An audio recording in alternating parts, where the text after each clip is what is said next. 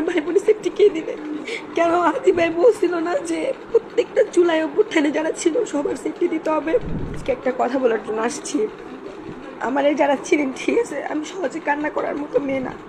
আমি কোনো বিষয় নেই কখনো এত বেশি হার্ড না হলে কখনো কান্না করি না।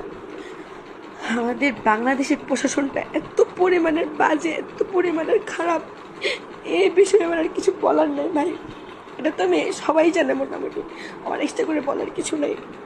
আজকে মূলত 1 বছর হয়ে গেছে আমাদের জুলাই অভ্যুত্থানে, ঠিক আছে।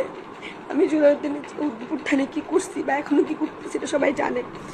এখন 1 বছর পরে আইসা এই আওয়ামী লীগ সাহস হয়ে কীভাবে আজকে ওরা আমার আব্বুকে ধরছে, ধরা ওরা হচ্ছে আমার আব্বুকে জিজ্ঞাসাবাদ করছে, অনেক কিছু বলছে আমার আব্বুর, অনেক ছেড় দিতেছে। ওরা এমনভাবে বলছে আমার আব্বুরে, বলছে কে যে তোর আমারে তো বলছে, আমারে নিয়ে ওর আব্বুরে বলতে বলছে যে তোর ছোটো মেয়েটা, তোর ছেলেটা স্কুলে যায়, তোর ছেলেগুলো তো ছোটো মেয়েরা, ধরো কোনো ব্যাপার না, তোদের পুরো ফ্যামিলি নিঃশেষ করে দিব।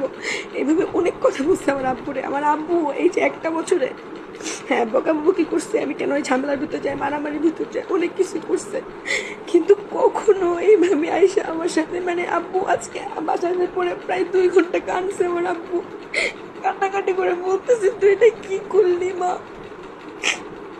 তুই এটা কি করলি মা, তুই তুই তুই তোর জীবনটা কেন রিস্কে ফেলাইলি? আচ্ছা আমি তো চলে যাবো, ঠিক আছে, আমার কোথাও না কোথাও আব্বু ধরেন পাঠাই দিল। এখন আমি যদি আমি খুঁজতে চাই যে কোনো জায়গা থেকে খুঁজে বাই করতে পারবেন, কিন্তু আমার বাবা আমার ভাই বোনের সেফটি কে দিবে? কেন আদি ভাই বলছিল না যে প্রত্যেকটা চুলায় অভ্যুত্থানে যারা ছিল সবার সেফটি দিতে হবে?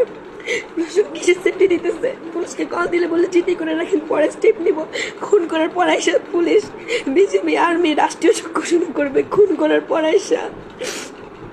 এটা হচ্ছে আমাদের বাংলাদেশের প্রশাসনের অবস্থা, যে খুন হওয়ার পর আইসা বলবে যে তুমি খুব হয়ে গেছে, আমাদের খুনিকে বের করা হয়েছে, ফাঁসি দিতেছে, এগুলা বলবে।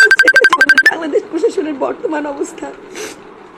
আমি আসলে সর্বশেষ একটা কথা বলতে আসছি, আমি মারা যাবো না সেটা আমি জানি, আমি জুলাই অভ্যুত্থানে অ্যাটেন্ড করছি, আমি মারা যাবো, আজকেও কালকেও আমি মারা যাব, কিন্তু আমার কথা হচ্ছে যে আমি কেন মারা গেছি এটা পুরো বাংলাদেশের মানুষ যেন জানে। সেটা তো অবশ্যই জানবে কেন মারা গেছি। দরকার হলে আমি নিজে আওয়ামী লীগের কাছে গিয়ে বলবো যে নে আমার কীভাবে মারবি তোরা, মার, আমার ফ্যামিলির উপরে যেন কোনো আঘাত না আসে। ভাই আমার সবচেয়ে দুর্বল পয়েন্ট হচ্ছে আমার বাবা মা, বুঝছেন ভাই? আমার ছোটো বোনটার কোন তোরা ছাড় দেন, এই বলছে যে আমার বোন রে, আমার ভাই স্কুল যায়, তোর বোনের রাস্তায় তোর মেয়ের রাস্তায় পেলে আমার বাবার আজকে অনেক বাজেভাবে বসে ছেড়ে দিচ্ছে।